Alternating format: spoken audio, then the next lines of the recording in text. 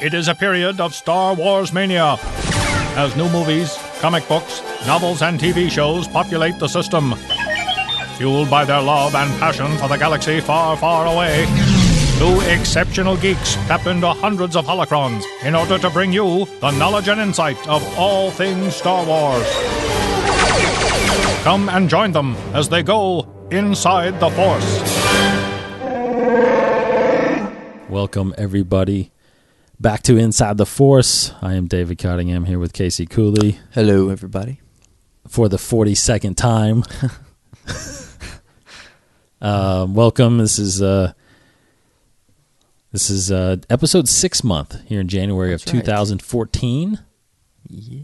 We've got 2 episodes left. We're going to do kind of the dark side version of the episode this week, and next week we'll get back on the light side. And we got an interesting profile to do today. We're going to hit up on what Vader has dubbed his legion of Star Destroyers, Death Squadron. Let's call it Death Squadron. Yeah, the light side comes up with all these colorful red and blue and green. Bright hope. Death Squadron. Yeah. It's really cool. I learned more about it honestly from the card game. Mm-hmm.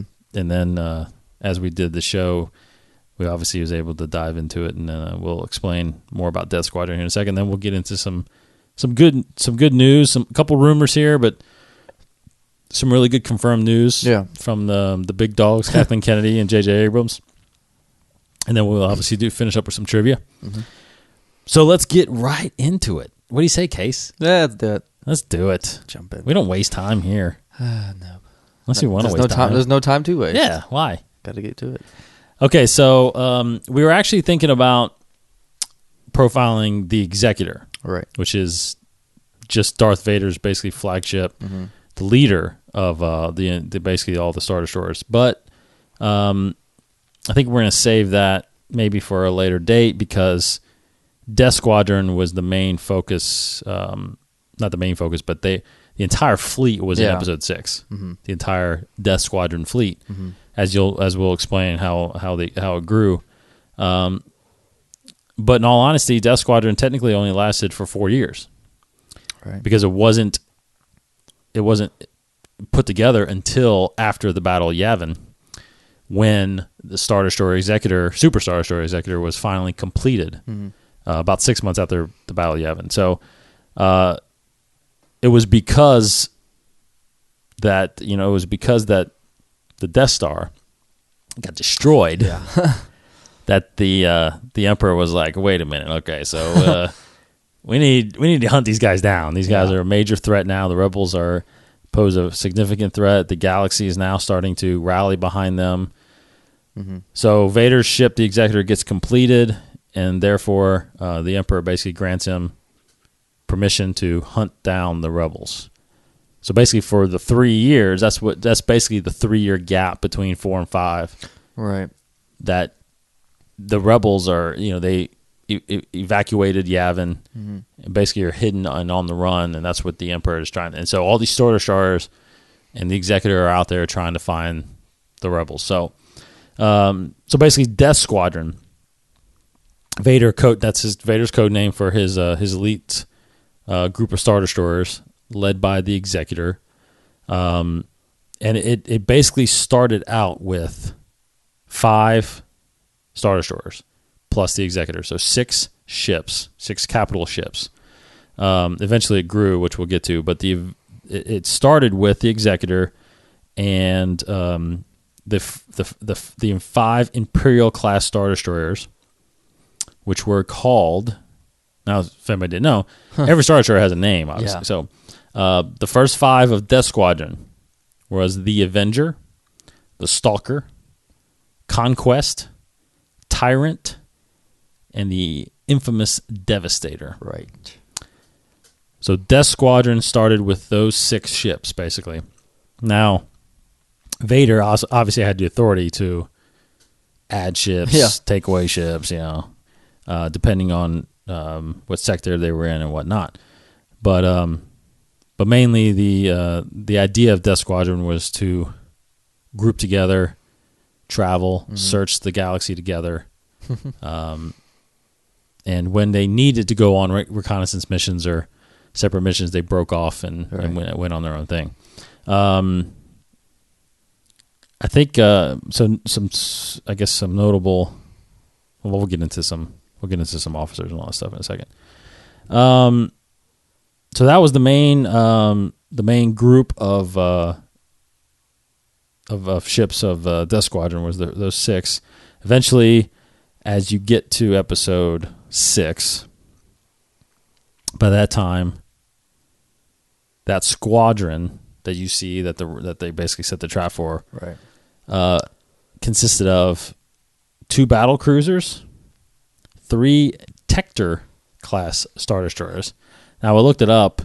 Tector class is just basically another design, almost a little bit. I mean, not too much difference. Not too much difference. Mainly, I think it actually was more battle ready. A little bit more battle ready. I mean, I don't know how much more you can be battle ready on a Star Destroyer, but I think it had less crew, is what I was kind of reading about. And then Death Squadron by episode 6 grew to 33 Star Destroyers. Dang. So there were, and you can see that shot, when that's what I was trying to find actually. Yeah, that shot where Lando is like, it's a trap, or then Admiral Akbar, it's a trap. You see literally all of them pointed. All of them. And the Star just executors right there in the middle. Yeah. All the other ones are around it. Yeah. That's what I was trying to find. So by that time, it grew into that. And some notable names of ones, especially ones we'll maybe hint at here in a second with the card game. But you had the Chimera, you had Thunderflare, you had the Accuser, you had Ithmar's Fist, Pride of Tharlandia. These are all Star Destroyer names, notable ones. So.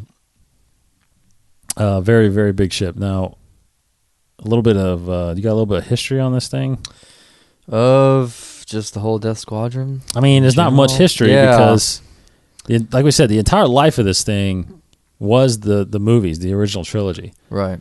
Death Squadron being formed basically 6 months after the Battle of Yavin, once the Executor got finished, and then eventually. That's what you see at the beginning of episode 5 is these probe droids, right? Yeah. Getting sent out. And that's basically what it did. It just scoured the galaxy trying to find the rebels. Whenever it did hit up some skirmishes, it fought. Yeah. But, I mean, the Star Destroyer that you see in episode 5 with the probe droids coming out, that one is Stalker. That is. And I didn't know, it was Death Squadron that was there.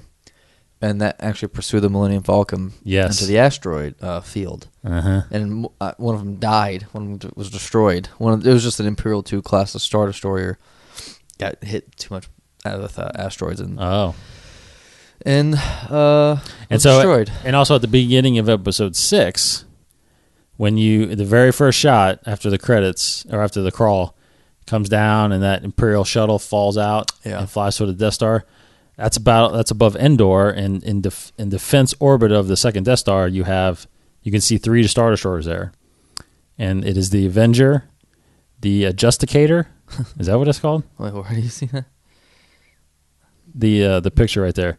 You have the Avenger, the Adjusticator, and Stalker. And you said Stalker's the one that sent out the probe droids in episode 5. Mm-hmm. Okay, so it survived another year anyway.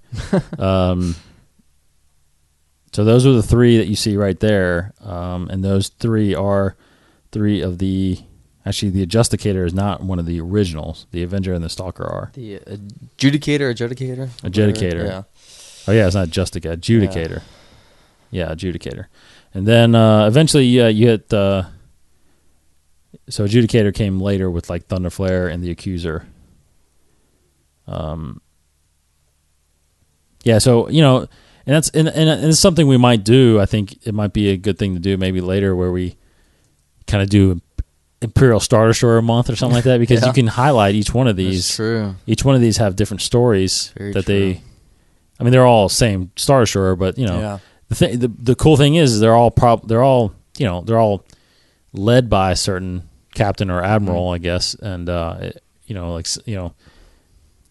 Admiral Piet or he eventually controlled the entire squadron. Correct. He was on the Executor profiled. Yes. Yeah. But some notable officers, that were on these ships, you can look at them right here. They're Admiral Griff. Now, Admiral Griff was one of the first. I think he supervised, because when I was looking up the Executor, he was supervising the creation, the construction of the Executor. You got Admiral Oswell, Admiral Piet. You got captains like Captain Nita. General Veers. Obviously, we've talked about. Colonel Stark. Yeah. See, we know these guys from the card game. I recognize Sunter Fell. I recognize that name. That's an expanding universe. Human. Yeah, we mentioned all the notable capital ships there, but yeah, Death Squadron. And now, and another thing too is Death Squadron. Kind of, in the expanded universe, it kind of lived on because there were still Star Destroyers out there. Yeah, they weren't. That either fled from the Battle of Endor after that, or eventually because Thrawn wasn't Thrawn on a Star Destroyer? Yeah, out in the Outer Rims? It mentions here, and I remember these characters. Captain Pelion, he was basically kind of inherited what remained of the Empire after Episode 6, before Thrawn came. And he was in charge of Chimera, which is one of the ships.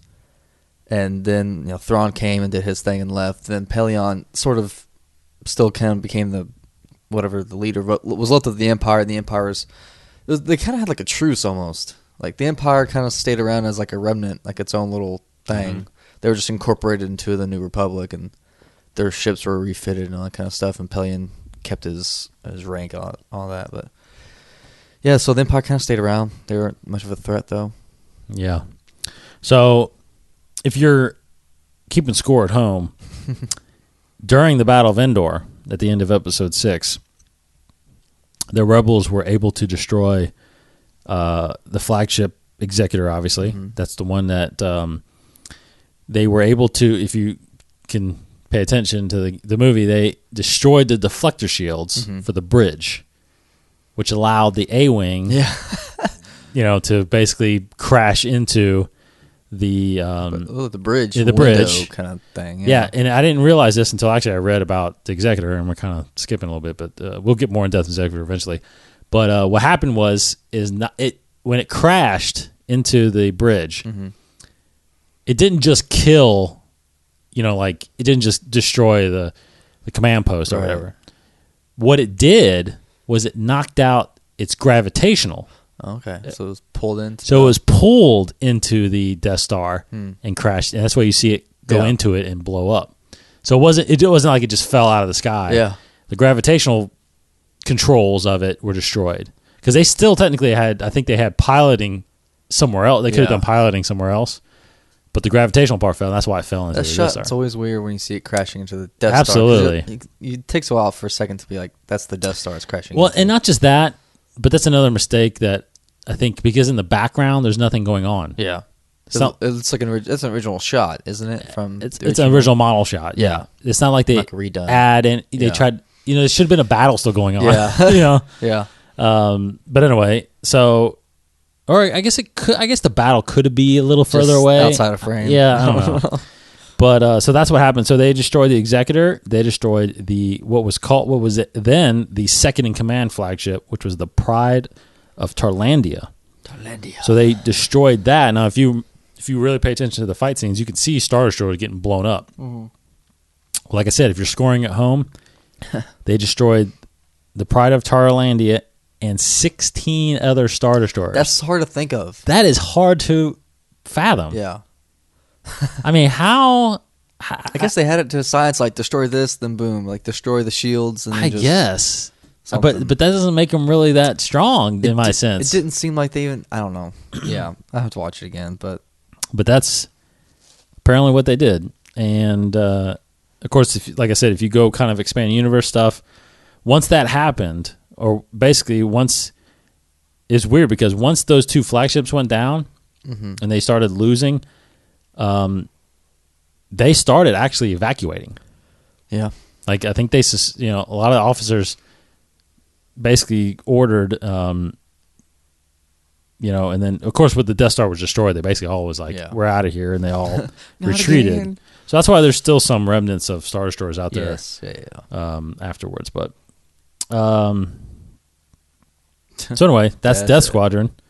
So it's something we probably won't see, obviously, in the new movies, but Death Squadron is... it would be cool to see some Star Destroyers. Absolutely.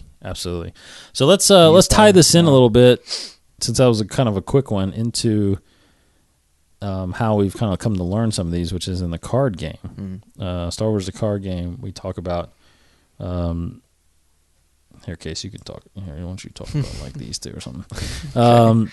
So we got in the original core set, I think the only card we got out of that was the Devastator, right? Those aren't core set. No. So in the core set, we got the Devastator. That was the first Star Destroyer that we got, which is a massive card. Yeah. It's a Navy affiliation. It's a unique, so you can't, you can only play one, but basically it can destroy an objective technically by itself. It's got 3 force icons. It costs 6, 5 damage capacity, 2 unit black unit damage, 2 blast damage black, and then 2 edge enabled blast damage. It's elite, and it's a vehicle capital ship, and its reaction is incredible. After an enemy objective is destroyed, spend 1 resource to increase the dial by 1. So, yeah, I mean, that's you destroy an objective, it goes up 1 anyway, but then you can spend 1 resource, put it up again, and you can do that every time. And he doesn't have to be the one to destroy it. It's just whenever an enemy objective is destroyed. And you can do it if you have several resources left over. You can do it multiple times. Yeah, because there's no limit to how many times you can do it. It's a reaction. So, what? I have, let's go with Imperial 1 class Star Destroyer. Yes. And that came with one of the Hoth objectives. This came with the expansion, the hard scum and slug. Oh, yeah, Edge of Darkness. Edge of Darkness, yeah. I'll keep wanting to say Heart of Darkness, but that's a different thing. Heart of Darkness. This one is a good one. I mean, this objective comes with 2 of these, right? It does. There's like 2 of these in there. I think that's Captain Nita's objective set. Yeah, I mean, it's basically it's a 5 cost, 3 damage. Has 1 unit and 1 objective damage that is edge enabled, and the same thing that is not edge enabled. And I mean, it's like there has no effect, so it's just a good, simple card. Nothing really. It is. It's a good defender. Yeah, and it's a good attacker. Yeah, I keep debating sometimes whether or not to have it in my deck. I do have it. It's just because it's so awesome. Because it's. Well, you gotta have Captain Nita. Yeah, that's why. Yeah. Probably really why. Because he reduces the cost of ships like that. Yeah. Because it's hard to spend 5 resources or even 6 for Devastator. Right. But if you have Nita and if you have those other cards that kind of reduce the cost of paying for them. Yes, absolutely. These are good. And you have 2 of them, so it's good. Yeah. It's good. And then the one that came with the Hoth expansion is simply Death Squadron Star Destroyer. So this is just basically the general Star Destroyer. It could be any of them. But now this is interesting because this is purely an attack card. Yeah. Because it has no unit damage. Okay. No unit damage ability. It has 3 black blast damage and shielding, which is awesome. So in a sense, you can defend with it in order to put a shield on it, or a shield on an objective. But cost 6, 5 damage. But unlike this Devastator, this thing cannot be targeted by enemy. I hate those cards. Events. Hate those cards. They're like hard. They're so you cannot. You can't focus it out. Yeah. You can't target it. So pretty crazy. This one is Thunder Flare. And that's from the new Balance of the Force. Yeah. Thunder Flare, it's a unique, actually. I don't think, it is. Not all of them are not unique. Just Devastator and Executor in that one. This is pretty good. Seems to be more of a I mean, you maybe want to say defense because it has 3 unit damage, 2 of which are edge enabled. One is not. It only has 1 objective blast damage. That's not edge enabled. But it is an elite, and its reaction is after you focus it to strike, you move 1 damage from a target friendly objective to a target enemy objective, and so that's why it's in the newest Balance of the Force, because you can use this with the 2 versus 2 or something like that. Because it says Yes. move 1 from any friendly objective. Absolutely. So it's a good little ship. Yeah, I mean, it's good defense. It is. I can't think of any of the other cards in that objective, but it's pretty good. Yeah. It's a good one to have. Now, all the ones we've mentioned are actually all Navy. True. And they decided to release Executor as a Sith card because it's Vader's ship. Mm-hmm. But I'm assuming, I got to think they got to come out with a Navy version of this. That'd be crazy. Yeah. That would be so crazy. But the Sith version, this is an 8 cost card. And this is why it comes with Sith Holocron. Yeah. Which allows you to decrease 2 it by of 'em. 3. Yeah, you can do 2 of them and stack them. But it's got 10 damage capacity, 3 force icons, 3 black unit damage, 3 white objective damage blast. So they're edge enabled. While this unit is undamaged, it cannot be targeted by card effects. So stupid. But the reaction to this is pretty crazy too. After a card is sacrificed, deal 1 damage to a target enemy unit or objective. So, you got combination of cards you can play that you can just sacrifice cards all over and just deal damage. Pretty awesome card if you get it out. Like, I've never been able to play that. I know. And whenever I have played against you or Corey and you've been able to get it out, it's never really been used that much. Yeah, it's hard. You have to have. It's just scary. You have to have cards out there that can do it. Yeah. It comes with those liaisons, Yeah. which you can sacrifice. Yeah. That's why I think with that you have to have the killing cold objectives. So you can sacrifice units, have the ability to sacrifice units because this thing is a reaction. Yeah. So whenever a unit is sacrificed, Yeah. and that's the thing too is if you sacrifice a unit, I can do it. True. So it's not when a enemy card is sacrificed. It's when a card is sacrificed, deal 1 damage. So if you have an ability you're trying to trigger, I can trigger that at reaction. I've never been able to damage it too. Whenever I've gone up against it. Yeah, I have. I remember Corey had it a couple times and I've damaged it, but God, to think you can damage it 10 times is ridiculous. So it's an amazing card. I got 2 of them in my deck. Yeah, me too. Just mainly for the 2 holocrons too.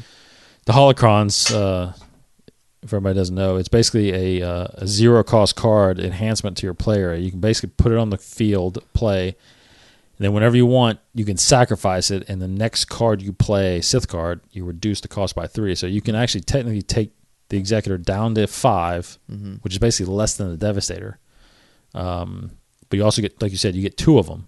So you can actually have both of them down, reduce it to 2. Yeah. Crazy.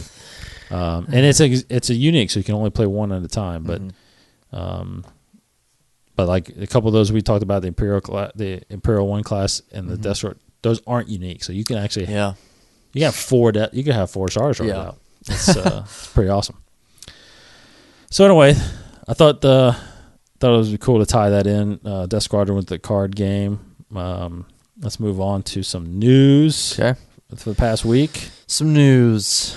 Recently, Disney has been revealed that Disney has not renewed their rights to Star Wars 1313, suggesting basically that it's officially dead in the water, which you have differing feelings about. Well, I don't think it's a tell-all that they're not. They may just not like the name of it now. Yeah, and they can simply just change the name to because I know Boba Fett, right? Because I know it's centered, the rumors came out as centered around Boba Fett. Yeah, so it could be, they can just change the name. They just didn't want to change it, call it 1313 anymore. I don't know. It's just crazy because if they're really doing this about Boba Fett, and if they still, if by some slim chance this will still be released, how will it be with the Boba Fett spinoff that's supposedly in the works? Because there's a piece of news here that sounds insane, but I will tell you in a second. Yeah, we'll get to that in a second. But anyway, the 1313. I do believe though that it is possible they could do it under a name, but I do believe that it's probably dead. Yeah. Just the fact that they've been working on it so long, and they shelved it, and it's hard to take something off the shelf that's been shelved. Hope they all got paid for that work. Oh, I'm sure they did. Because I'm that's sure they just did. Painful. It'd be cool though if you were a developer and you got to at least get like a level done and then take it home and play it. I got it. Yeah. But oh well. Moving on, the whole Clone Wars season 6 that we're supposed to get this year. Apparently, it will be premiered in Germany next month, and I say that just because that then we'll start getting some reviews about it, more information about it, hopefully. And people who are bootleggers out there, shame on you, but you'll get to see it. But yeah, but I've also read that they're claiming that they just haven't announced it yet. That it's going to debut in America on the same time. They said I heard they were supposed to get that news possibly this week. Okay, great. Because next month would be fantastic. Because I don't understand why they would do that. Why Germany first? No. I know Celebration was there last time, but it's like no, you don't get it first. Why? Yeah, that's true. Oh man, can't wait. I know. And there's like what is it like 3 or 4 different arcs? I feel like there's at least 2 or 3. Yeah. That's I'm so excited. How many episodes are in arc? Like 3 or 4. 3 or 4. Yeah. So, all right. So back to the episode 7 news. Kathleen Kennedy has talked about the connections between the Star Wars spinoffs and basically what will be the core episodes. And I'm just going to read her quote here of what she said about it. She says, "The spinoff movies, or we may come up with some other way to call those films, they exist within that vast universe that George Lucas created. There is no attempt being made to carry characters from standalone films in and out of the saga episodes." So there's a couple different ways you can interpret that.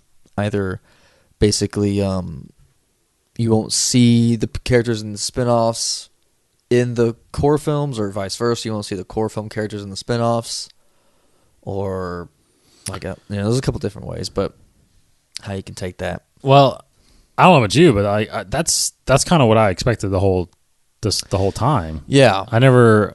But there was just it conflicts with that whole Han Solo rumor. Solo film, Han Solo film. Basically, yeah, it's. Well, what do you mean? How would that conflict? There was a rumor with the Han Solo origin film, right? That that basically conflicts, saying that if there's no attempt to carry characters. But I think all that's saying is that a character that you see during a say they bring up a like a bounty hunter and an expanded a standalone film. Yeah. Like you won't see that bounty hunter pop up in episodes so you think it's 6, 7, 8, 9. You think it's new characters? Absolutely. Well, not just new characters, but you can do. I think Origin is not conflicting what's happening in 7, 8, 9. I think they're talking about the crossover. Just not mentioning it, or really just not addressing it much.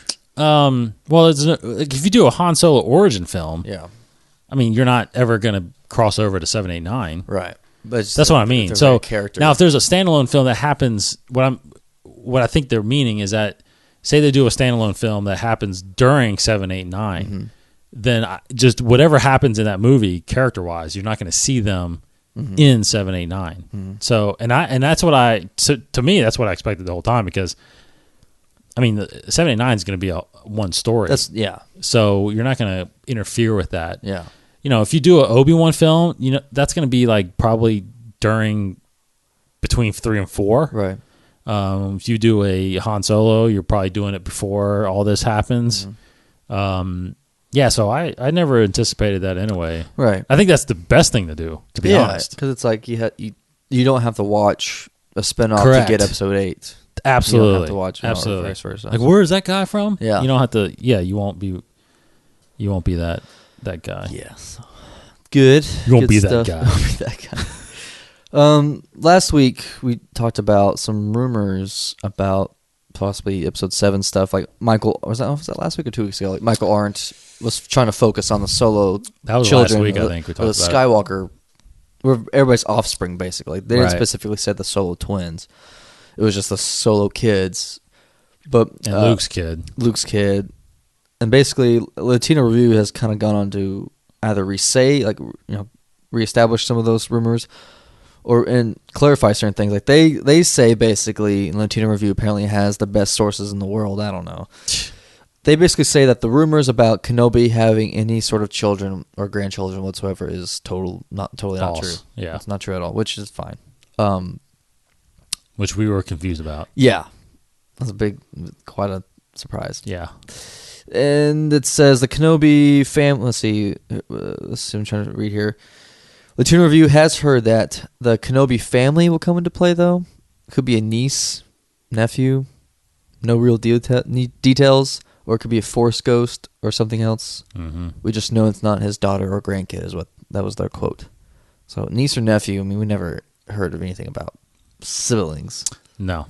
Ugh, I don't know about that. But anyways, the biggest kind of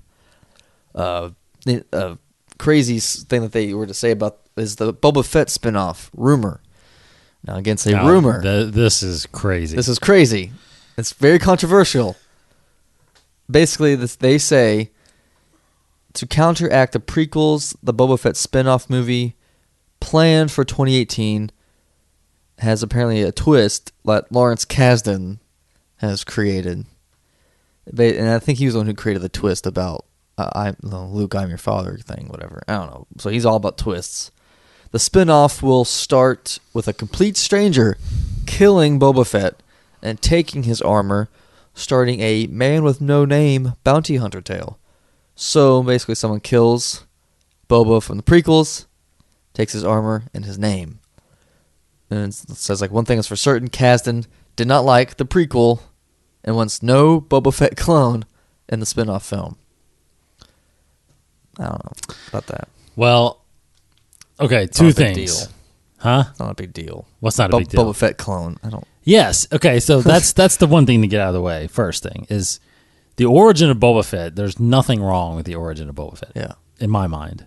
Because yes, he is a clone, but he wasn't a trained clone. Yeah. He did learn on his own, but Jango and it's clear from episode 2 that Jango was a bad dude. Yeah. I mean, he was tough. I mean, he held his own against Obi-Wan Kenobi. He killed the Jedi. And he killed Jedi. But think about it. He held his own to Obi-Wan Kenobi, who basically defeated Darth Vader, right? Yeah.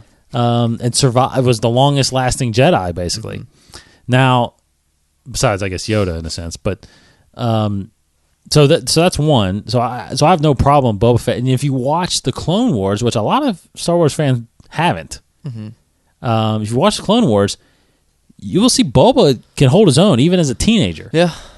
He teams up with the likes of Arsing and Bosk and Dengar and these guys, and he messes stuff up. Yeah, and he's the leader almost of these guys.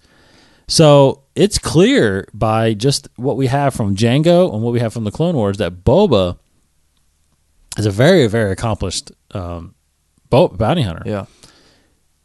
Now, here's the thing I'll throw to you, though, because me and Chad had a discussion about this today. So what I got to get out of the way, there's no way, and actually I would be very upset if it does, but there's no way that he can place this movie. If this is going to be the story, that's the thing. If this is the real story, there's no way he could place that movie before episode 5. Right. Because the voice got changed. True. So it is the clone of Jango Fett in episode 5 now. That is canon for George Lucas. It's true. And as far as I can understand from what we've been reading from this canon stuff and how Kathleen Kennedy is protecting the canon of the movies, I mean, it's clear in her quote you just read that it sounds like that was actually, it's becoming more of a fruition that is actually one of Lucas's stipulations probably in selling was that what I have had established is real. Yeah. You cannot change it. Yeah. I really believe that that's part of it. And I think that may be his part as a consultant is that, hey, George, we're thinking about doing this. Is that going to conflict with anything? Yes, it is. You can't do it. Yeah. I really think that might be his capacity. Anyway. Yeah, it says this is a pitch by Kaz, and so It'll get shot down. it's like, no. Well, we're here's the not thing, killing though. him. But here's the thing. Me and Chad actually brought this up. Yeah. Think about this. It is argued amongst Star Wars fans that the Boba Fett in Episode 6 is not really portrayed as well as his reputation, Yeah. right? You know, he kind of stands there in Jabba's palace like he's cool and everything, Yeah. but then once he starts fighting, obviously it's almost very weak. You know, he gets killed. and he gets killed by accident. Yeah. Like, okay, so I really don't like that part about That's true. right. Yeah. So think about it. He doesn't talk in Episode 6. He doesn't. He screams, but you can't tell. Correct. It's like a. It could be his his scream or somebody else's scream. See So where you're is going. it possible that happens in the year between Episode 5 and Episode 6? Sure. Yeah, it's possible. But I mean, that's crazy. But and I just thought of Still, this. yeah. I just thought of this. The argument that wouldn't work is if it's somebody else, not Boba Fett. Somebody kills him, apparently, takes his armor. Why the hell would he be hanging out at Jabba's palace? I mean, if it was just depends on the story. I mean, you can unless you he can write that. Unless he was trying to act like Boba Fett. Yeah, just trying to. He just wants the fame. I don't know. Right. What prestige of Boba Fett. But why would you do that though? Yeah. You know what I mean? So in my mind, you can't do it. You can't do it before Episode 5. True. According to Lucas, you can't do it. Yeah. And then you're messing with Episode 6 then. Yeah. And That'd be crazy. you can't do it after Episode 6 unless he does get out of the Sarlacc pit. Oh, if someone digs it I out of the guess. Sarlacc belly. Yeah. Well, he does escape in the expanded universe. Yeah. You know? Blows out of there. Yeah, he blows out of there and eventually gets out and becomes Boba Fett again. Because he's in Dark Empire. Story group could keep that in canon. They could. Yeah. Because he's vital in not vital, but he's in Dark Empire when he's hunting down Leia. Yeah. And then later on, he even forgives Han Solo. Yeah. Yeah. So I just think that's a crazy, crazy pitch. That is not what I want to see. I just want to see Boba Fett. That's it. Yeah. Everybody. I think there won't be one person. I do not see one person. You're right. If you're like, you can't kill Boba Fett like that. Twice? You'll kill him twice. Exactly. Ugh. Yeah. Anyways. Okay, let's move on. That's enough. Yeah. J.J. Abrams has come out. It's sad that it's coming from Kasdan too. You know. Yeah. Whatever. I mean, it's a rumor still about Yeah, it is Kasdan. a rumor. But he's crazy. But he's good. J.J. Abrams has come out and talked a little bit about Episode 7. Some interesting confirmations. He says that they are in deep prep, basically, of the movie. They have finished the script. He's apparently going to London right now. They're about to, get still pre-production. The script is finished. They will start production in May, which I guess this makes sense. I mean, Absolutely. it's pretty good. Basically, yeah. As far as casting, they can't give out details. It says we'll let you know soon. Basically, says I look forward to releasing that just so they can get past it and get on with the movie because there's been so many rumors. Because last week we mentioned Jesse Plemons. That's his name, right? Jesse Plemons being rumored to have one of the leads in Episode 7. And it's apparently pretty true. I mean, it was true that he was in the running and he met with J.J. Abrams. Right. That is true. But nothing beyond that has been confirmed or whatever. Yeah. He just says, Abrams says, he's one of the actors that we've talked to, yeah. And he actually it's pretty funny. He says he read about meeting him before he actually met him. And then when he actually met him, he's like, hey, I read that I was going to meet you today. So all this rumor stuff is really getting really out of control. Mm-hmm. And he talks a little bit about how he's not going to... He says he'd like to use IMAX, but he might not use IMAX. He just said he's still debating on it. He says, basically. Yeah, he talked about how hard it was. Yeah, just loud and still the problem with cumbersome. it. Yeah. Which is weird because Nolan loves it. Yeah, use it quite well. Yeah. So I think he broke one though. Yeah. But, they break apparently. Yeah. And he just says, talk about his opinion on all the rumors, but he just says it's humorous basically how many rumors there are. So nothing still, of course he won't release anything that's groundbreaking right now. So the most recent rumor that's pretty amazing to say is that Judi Dench is being looked at for Mon Mothma in Episode 7. That is pretty cool. That's very cool. It's interesting that they're going to recast, in a way, Mon Mothma, but it's still pretty cool. Because the actress is still alive. Yes. That played the original Mon Mothma in Episode 6. Right. She is, I think I just saw, she will be 81 this year. Mm. And Judy actually will be 80. Mm-hmm. So she's only a year younger. But Academy Award winner Judi Dench, she would be perfect. or the girl that no one really knows besides Mon Mothma. Yeah. But the girl, that woman is, I can't remember, forgive me. I was looking at her name earlier today. Caroline Blakiston. Yeah, there you go. Caroline Blakiston. So she is still working, though. I mean, she's a working actress still. Yeah. She's got IMDb stuff up until this year. But come on, Judi Dench, man. Mm-hmm. I mean, she's like, I think she's up for an Oscar this year, isn't she? Yeah. For Philomena. Yeah, I mean, she is like, she's awesome. besides Meryl Streep, she's probably been nominated the most by any actress, I would assume. Maybe. I mean, yeah, we all know she's great from James Bond. Yeah, phenomenal. She'd be good. Yeah, that absolutely. she would be. I mean, right when I read that, I was like, "Wow, that is perfect for her." I think that is a great. Now, I don't even know what she would. She would still be if she would technically maybe be the chancellor.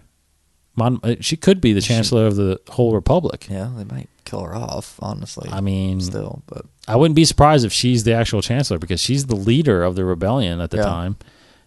Bail was dead. Garm was still kind of on his own. Yeah. So Mon Mothma was kind of running things at the time. Now, we talk about the EU. We highlighted or we profiled Mon Mothma back when we did Rebel Month. Rebel Month, yeah. And according to the Wikipedia, she dies.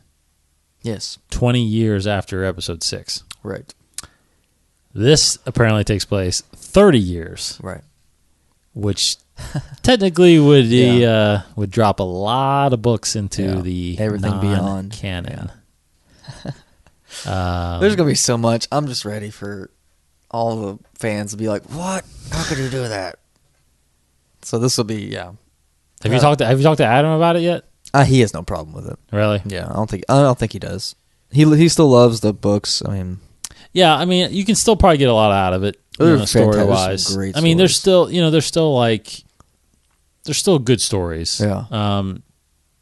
That's all they are. Then they're just stories. Mm-hmm. They're just think of somebody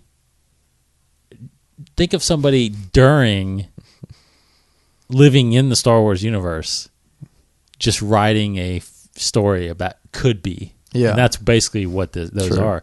And if you think about it, I really believe that this story group, I'm starting to really think that anything beyond Episode 6 is going to be just anything.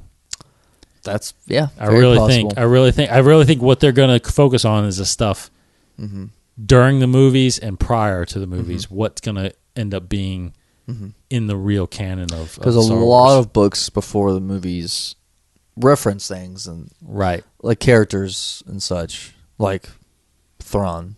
Correct. Oh, they really? I think some might, but like well, he was around. He was around. There was a book called Outbound Flight that I think might reference it. It's about. And that was during episode. That was early. That was early. Yeah, episode 2 or something like that, right? Or episode 1? 2 or 3, I think. I'm yeah, not sure. I have to okay. look that up. I haven't read it. I really want to read it because it's by Timothy Zahn, the guy who created Thrawn. And Thrawn is in that? I think he might be a reference or a minor part. I'm not sure. I don't want to say anything because I haven't read the book yet, but I know it's big. It references a lot of things like that. I do think that it's possible Thrawn will show up somehow. Maybe not in these. Yeah. But in solo films. Mm-hmm. Possibly. He could show up in this. Like he could be the admiral that the Sith Cumberbatch could play him. Anyway, absolutely. Yeah. That would be pretty badass. Gosh. But yeah, I do think I just think the stories the books are in, I think that they will not be canon, but characters will survive.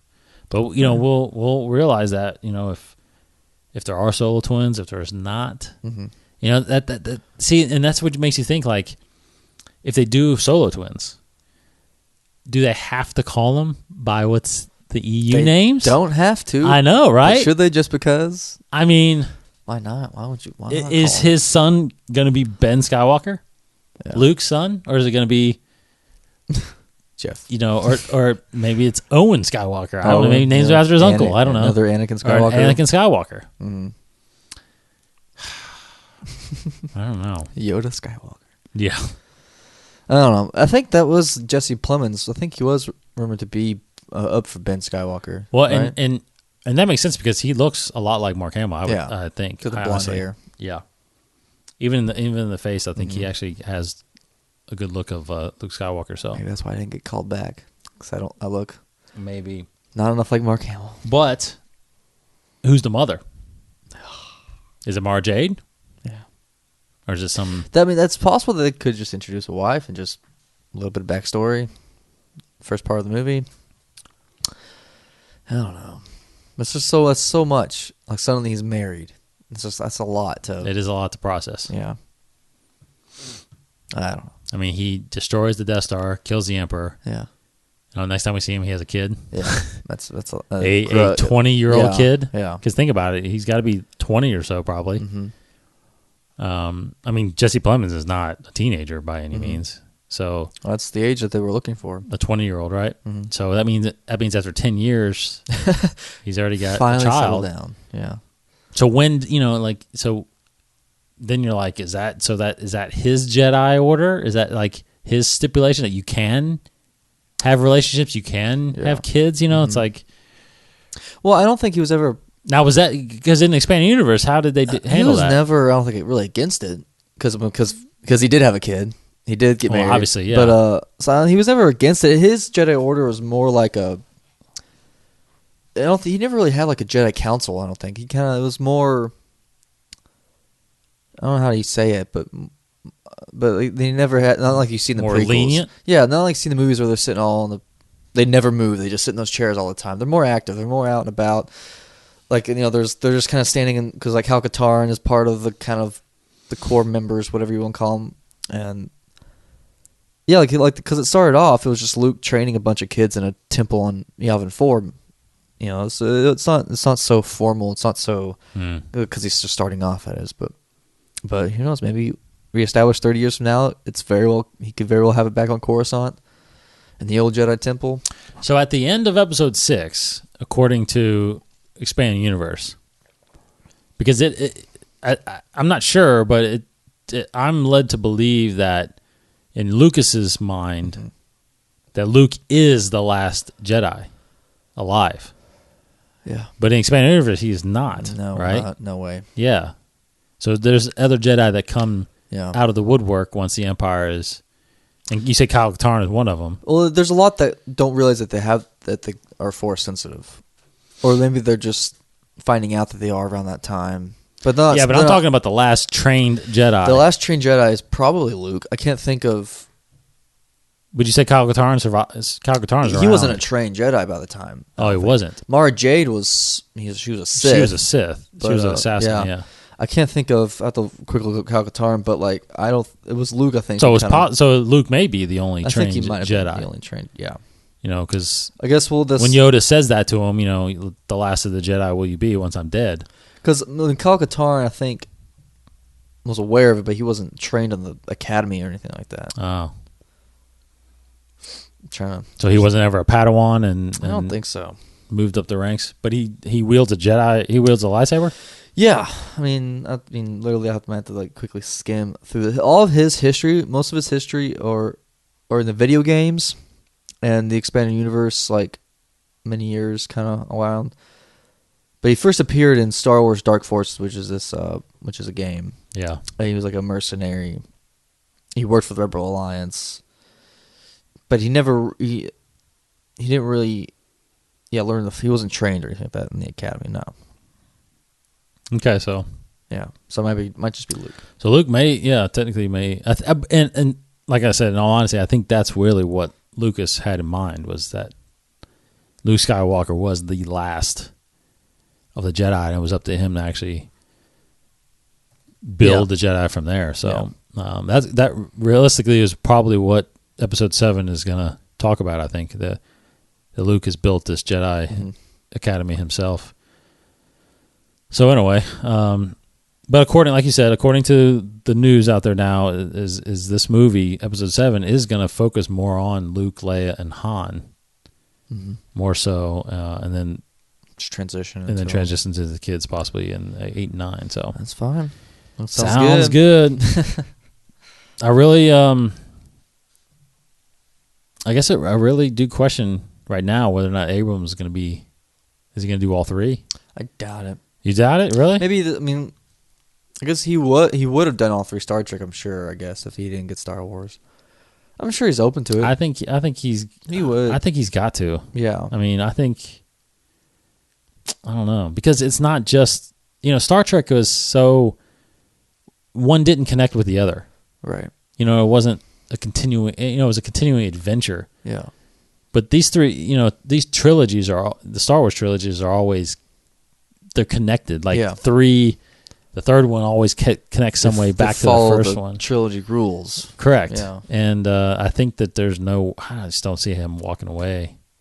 Especially now, you think about it, they're doing them every 2 years, not every 3. Yeah. So he's not losing 2 years in there somewhere. He has to devote 6 instead of 9.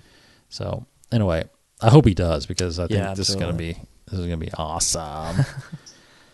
All right, is that all the news? That's it. All right. That's all the important stuff. Let's do some trivia. We're going to do some Episode 6 trivia. 2086 to 2500 case I picked last time. What's the number? Let's do 2, 3, 4, 5. 2, 3, 4, 5. Same combination of my luggage. Do you remember that? What was that from? What was that? What part Spaceballs. So he's like, yeah. Give me the combination. Yes. 1, yeah. 2, 3.